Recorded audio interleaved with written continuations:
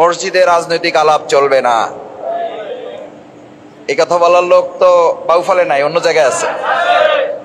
আবার কোন কোন এলাকার এখনো তারা ক্ষমতায় যাইতেই পারে নাই, যাওয়ার একটা ভাব আসছে তাদের মধ্যে। তারা অলরেডি ঘোষণা করে দিচ্ছে যে ইসলাম, ইসলামী আন্দোলন, দিন বিজয়, এই সমস্ত কথা কাজ যারা করে তাদেরকে মসজিদের ইমামও বানাবেন না, খতিবও থাকতে দিবেন না, মুয়াজ্জিনও হইতে দিবেন না। শোনেন নাই তো আপনারা? আমার কাছ থেকে শুনছেন? এখন শুনছেন? এই কথা কি মানে একজন মুসলমান হিসাবে বলার অধিকার থাকা উচিত কারো? উচিত না। এটা তো আপনি তো কোনো দলের বিরুদ্ধে বলেন নাই, আপনি কোনো তো সংগঠনের বিরুদ্ধে বলেন নাই, আপনি তো আসলে বলেছেন সরাসরি কিসের বিরুদ্ধে? ইসলামের বিরুদ্ধে। বলেন কিসের বিরুদ্ধে? আচ্ছা আপনারা বুঝে বলেন, আমার সাথে তাল মিলাই বলেন। প্রিয় নবী মুহাম্মদ রাসূলুল্লাহ সাল্লাল্লাহু আলাইহি সাল্লাম বলতে যারা কৃপণতা করে, আল্লাহর রাসূল সাল্লাল্লাহু আলাইহি সাল্লাম বলেছেন এরা পৃথিবীর সবচেয়ে বড় কৃপণ। মুহাম্মাদুর সাল্লাল্লাহু আলাইহি ওয়াসাল্লাম, জোরে বলেন সাল্লাল্লাহু আলাইহি ওয়াসাল্লাম। মসজিদে নববী যারা হজ করতে যান, উমরা করতে যান, মসজিদে নববীর ইতিহাস যারা পড়েছেন, এখনো যারা পড়বেন, রাসূল করিম সাল্লাল্লাহু আলাইহি সাল্লামের কি কোনো গণভবন ছিল? বঙ্গভবন ছিল? সংসদ ভবন ছিল? কি ছিল? কি ছিল? কি ছিল?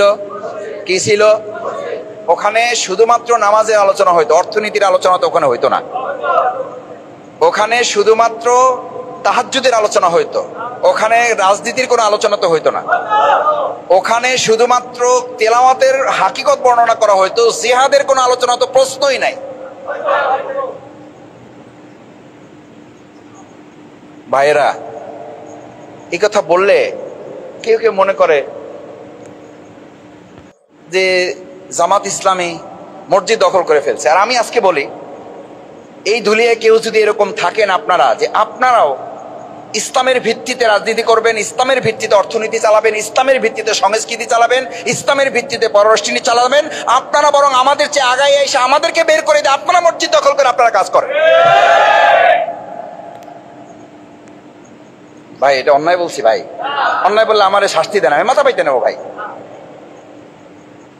আমি মাথা পাইতে নেবো। যে শাস্তি দেবেন, আমার বাবার তো আমি ছোট ছেলে একদম, আপনাদের সন্তানের মতো। আমার সম্মানিত সেক্রেটারি উনি বলেছেন, আমি তার কাছে দোয়া চেয়েছি যে আমার বাবার, মরহুম বাবার তিনি ছাত্র, এবং তিনি আমাকে খুশি করার জন্য বলুক, অথবা তার অন্তর থেকে বলুক, আল্লাহ ভালো জানেন যে আপনার বাবা খুব ভালো মানুষ ছিলেন। আলহামদুলিল্লাহ, এটা আমাদের অনেক বড় পুঁজি। আমি শুনেছি আমার বাবার কাছে যাওয়ার সময় 23 টাকা 50 পয়সা ওনার হাতে ছিল। এই 23 টাকা 50 পয়সা উনি তখনকার কমিটির কাছে বুঝাইয়া তারপর বাড়িতে গেছেন। কয় টাকা? এই 23 টাকা 50 পয়সা আজকের যুগে 23 লক্ষ টাকার সমান। এই 23 টাকা 50 পয়সা বুঝাইয়া দিয়ে কমিটির কাছে তারপরে উনি এখান থেকে বিদায় নিয়েছেন।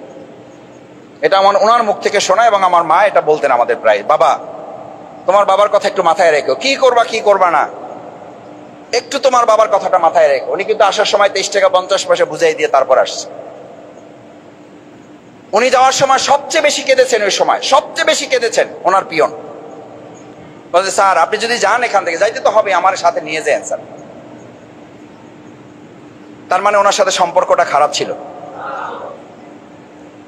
আমার মা বলতেন যে ওখানকার পিয়ন বা স্টাফদেরকে তোমার বাবা কখনো পিয়ন বা স্টাফ মনে করতেন না, তাকে এই পরিবারের সদস্য মনে করতেন। আমাদের যে সমস্ত বাবা মারা ইন্তেকাল করেছেন তাদের সহ আমার বাবার জন্য আপনাদের সবার কাছে দোয়া চাই, আল্লাহ আমাদের যাদের বাবা মা তুলে নিয়ে গেছেন তাদের সবাইকে আল্লাহ জান্নাত নসিব করুন, সবাইকে আল্লাহ তাআলা মাফ করে দিন।